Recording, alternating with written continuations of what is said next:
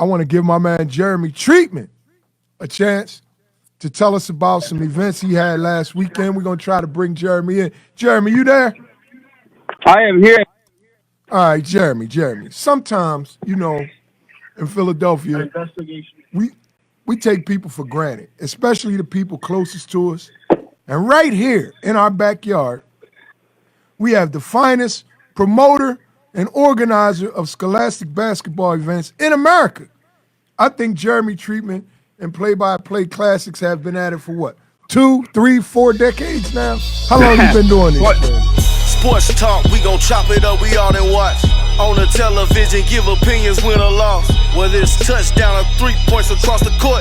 TKO are going 12 rounds, we love sports. Wilson and Wood, sports talk, can't take a season off. Sit back and listen, I'm just chillin', take the evening off. We out the win, we on the radio live again. Wilson and Woods, they going live, and you can tell a friend. How long you been doing this? Wilson and Woods. 21 years. I'm not that old, but 21 years, yeah. And last week, But I've been involved with high school sports for about 30 to 35, though. I will say that. You've been around. Right out of high school, yeah.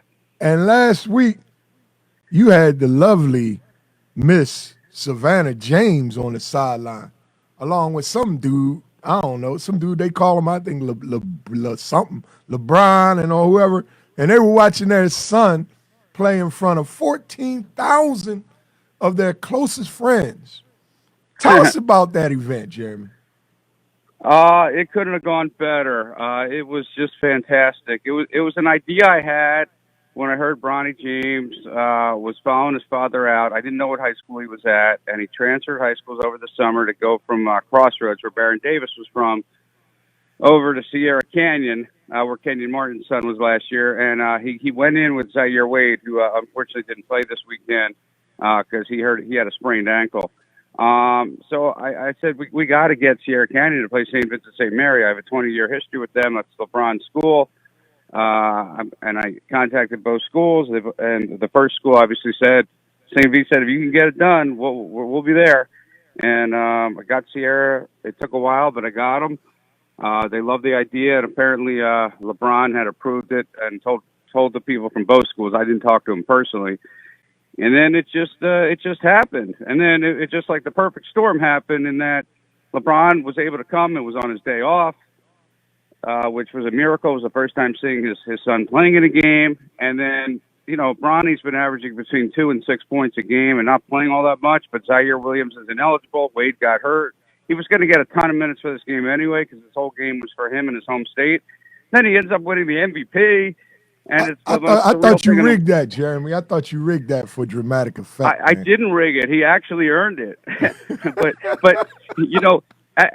I looked at the announcer, and at first I was to go MVP Williams from St. Vincent, Johnson St. Vincent St. Mary, Brandon Boston from Sierra, and I said it was a 1-point game, and Sierra was losing. I said, now if Bronny James makes the game winner right here, we're going with Bronny. And then I don't even know how it happened. He stole the inbounds pass and went in for a breakaway layup, and they defended him well. He threw it high off the backboard, went in, and they won the game.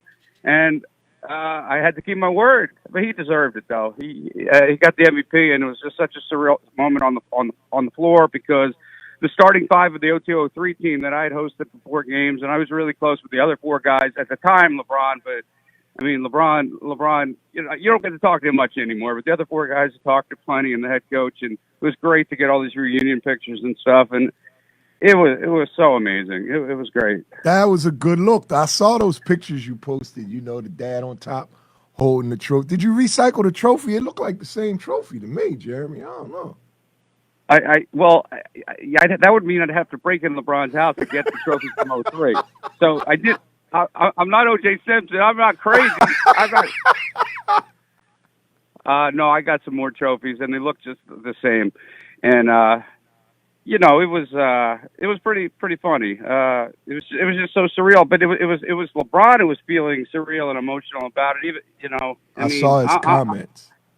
You know me, and people in Philly know me, and you might feel happy for me, but I'm not LeBron James. When LeBron James says this is one of the greatest moments of his life, I mean, I haven't been able to sleep in 3 days. It's just unbelievable. So what was the atmosphere like in the arena? I mean, was it electric? Man, 14,300 is a big number for our regular season high school game, Jeremy.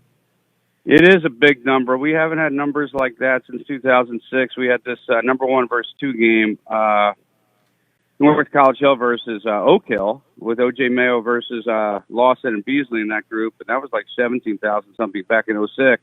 And then the last time we had games like that were the '03 games with LeBron, and before that we had a couple games with DeJuan and Wagner that were 10,000. And that's a whole other story because his son's coming up too. So Yes, we're gonna relive that as well. But yeah, it was a big number. It was like a little over 13,000 paid, and there were a ton of VIPs. There was a ton of press. LeBron brought people from 8 different agencies. I learned a lot about him. He has a lot of people working for him. Yes, And, he does. and he owns Including a lot of the intellectual. Lakers GM. He owns a lot of intellectual property too, and like all the staffs of all those different organizations came. So it was surreal. It was a surreal moment. All right, so tell us, Jeremy, what you got on tap for us local guys? I mean, you're not going to big time us, so you haven't abandoned us. You still going to offer the Delaware Valley some great scholastic sports events, man? Of course, and I'm super excited. We'll have this event at Unionville this Saturday. Coatesville and Malvern, both pretty hot teams, are playing. Westchester East, which is a very good team, is playing. The games are 2:45, 4:30, 6:15, and 8 at Unionville. And then, our Pete and Jameer Nelson, which has been going on since 2005,